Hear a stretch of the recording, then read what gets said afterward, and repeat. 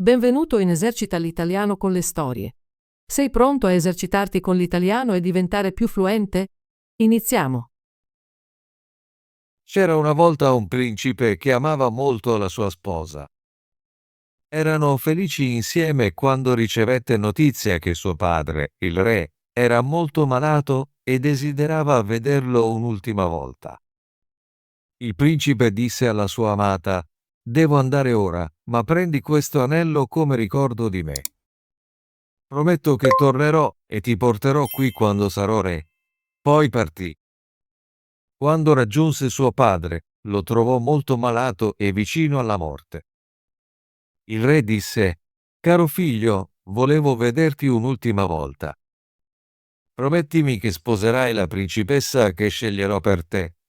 Nominò una certa principessa come sua sposa. Il principe, così turbato, non pensò chiaramente e rispose: «Sì, padre, farò come desideri». Dopodiché il re chiuse gli occhi e morì. Dopo che il principe divenne re e il periodo di lutto finì, dovette mantenere la promessa fatta a suo padre. Chiese la mano della principessa in matrimonio e lei accettò. La sua prima amata venne a sapere di questo e fu così sconvolta dalla sua fedeltà che quasi morì. Suo padre le chiese: «Cara figlia, perché sei così triste? Puoi avere ciò che desideri». Lei pensò per un momento e disse: «Padre, voglio 11 ragazze che assomiglino esattamente a me in viso, corpo e taglia». Suo padre rispose: «Se è possibile, il tuo desiderio sarà esaudito», e cercò in tutto il regno finché non trovò 11 giovani donne che assomigliavano perfettamente a lei.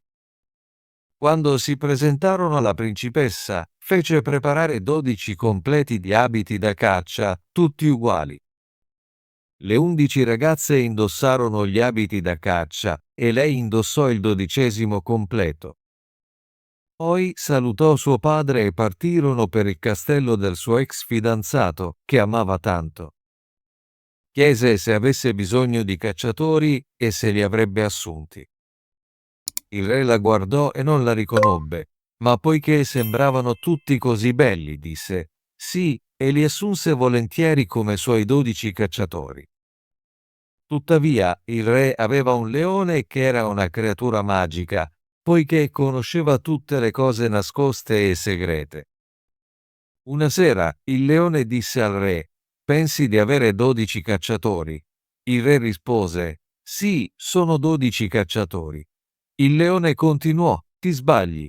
Sono 12 ragazze». Il re disse: «Questo non può essere vero». «Come me lo dimostrerai?» Il leone disse: «Spargi dei piselli nella stanza d'ingresso e vedrai». Gli uomini camminano con fermezza e quando calpestano i piselli non si muovono, mentre le ragazze inciampano su di essi. Il re gradì questa idea e ordinò di spargere i piselli. Un servitore del re, che apprezzava i cacciatori, sentì parlare della prova e andò a avvisarli. Disse loro: «Il leone vuole far credere al re che voi siete ragazze». La principessa lo ringraziò e disse alle sue amiche: «Camminate con fermezza e calpestate i piselli con decisione».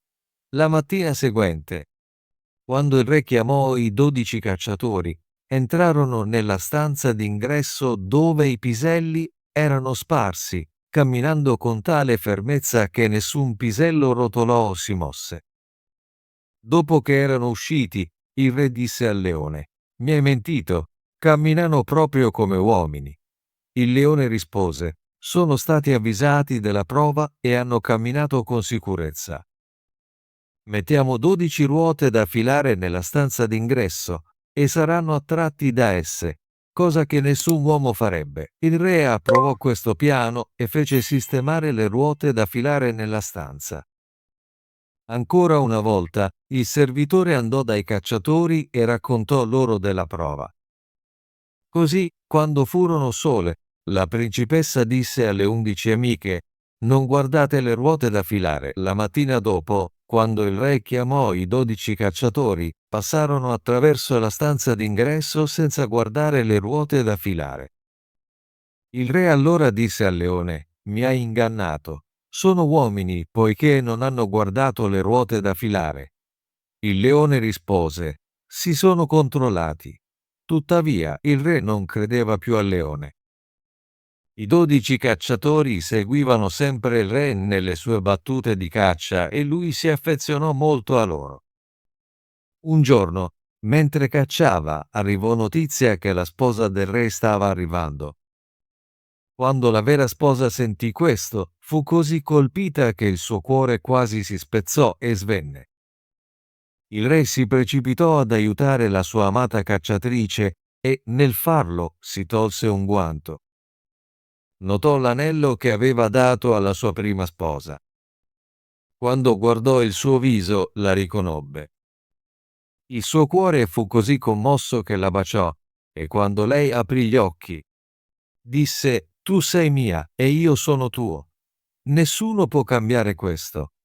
Inviò un messaggio all'altra sposa, chiedendole di tornare nel suo regno, poiché aveva già una moglie, e non aveva bisogno di una nuova chiave quando aveva trovato quella vecchia.